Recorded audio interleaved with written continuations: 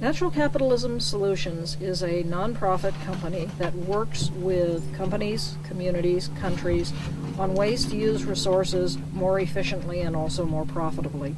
So we do some consulting. We also do research and writing. We recently completed a manual which you can download for free from our website for cities that wish to implement a climate protection program. The website is www.natcapsolutions.org. So sustainability, as typically defined by those of us who work in the field, is solving the very real problems facing us. The fact that we live in a carbon-constrained world, the fact that we're losing every major ecosystem on the planet, the fact that we're facing high, probably durably high energy prices, probably rising energy prices, if not peak oil, the fact that all of our infrastructure is vulnerable, how we get our water, food, energy, could be cut off at any time. Put all of those problems together and you have a nest of issues which is going to force change, whether we like it or not. Last year was the hottest year ever in recorded history. This year will probably break it.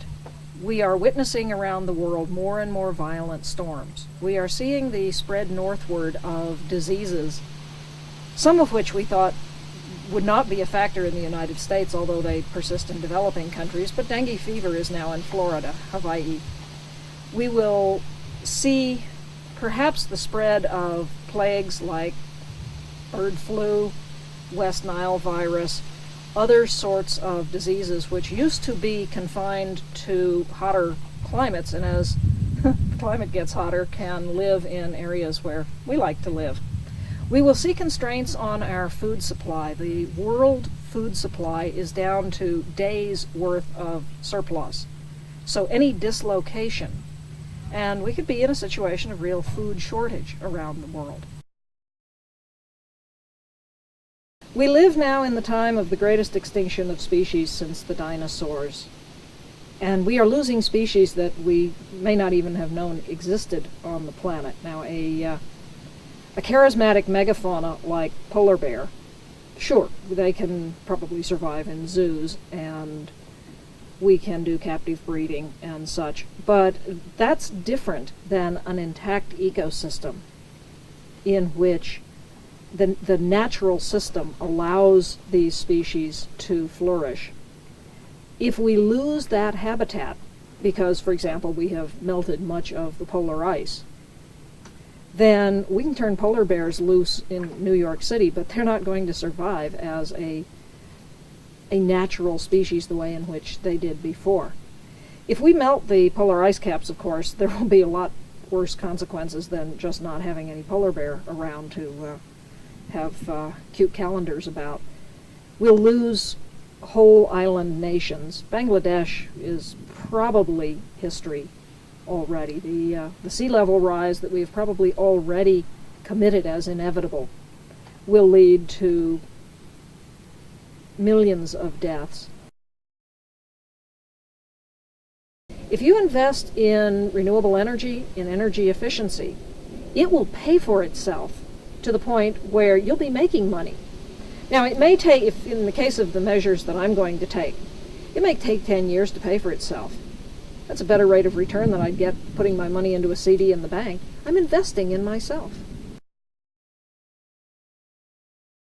We now have definitive proof that the companies that are moving towards sustainability, that are behaving responsibly towards the environment, towards people,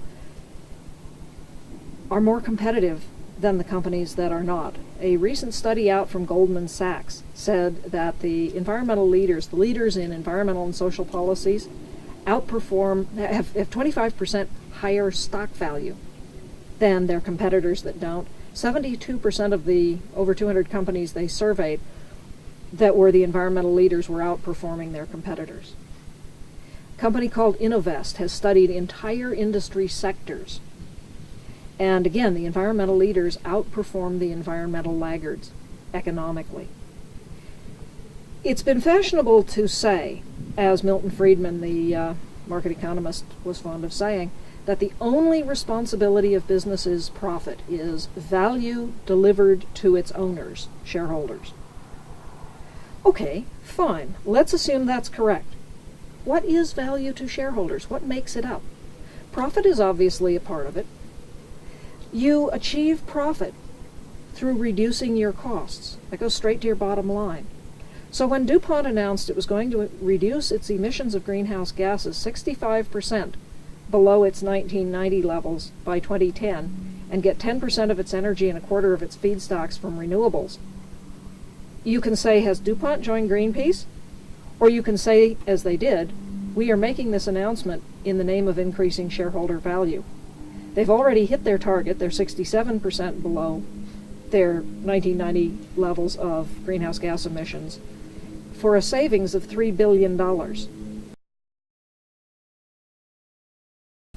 It has been believed that you gained competitive advantage by cutting corners on the environment, that because we don't have honest prices, that we don't count the full environmental cost of doing business, that behaving irresponsibly is cheaper. And that may have been true in years past.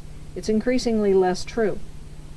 The consequences of things like climate change, the consequences of increasing energy prices and other materials prices are affecting the way in which we do business. But most of all, customer demand for companies to be and behave sustainably and deliver sustainable products is driving corporate change.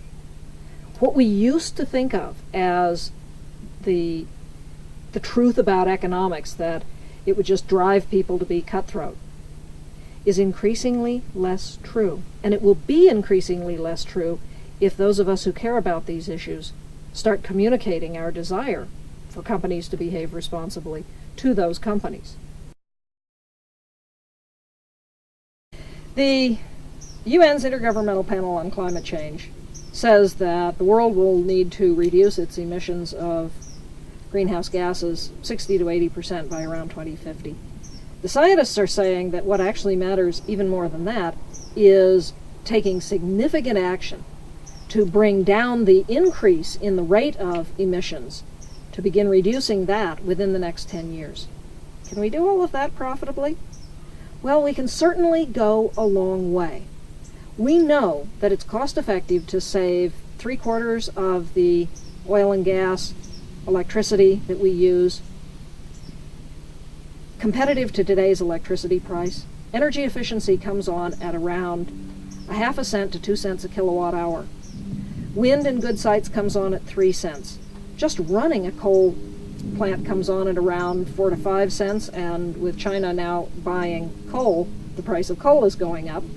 Running a nuclear plant is 5 to 6 cents. So we can save a lot of our energy and save money. Does that get us all the way to 60, 80, maybe even 90% reductions? I don't know. My crystal ball gets a little sketchy more than about 10 years out. Heck, it's a little sketchy more than a day out. But I know that if I can save money with the measures that I'm putting on my house, if my business saved money by putting in better windows and a better heating, ventilating, air conditioning system, putting in better light bulbs, if companies like DuPont have saved $3 billion on carbon and other greenhouse gas reduction measures, that there's an enormous scope to get going and do it profitably.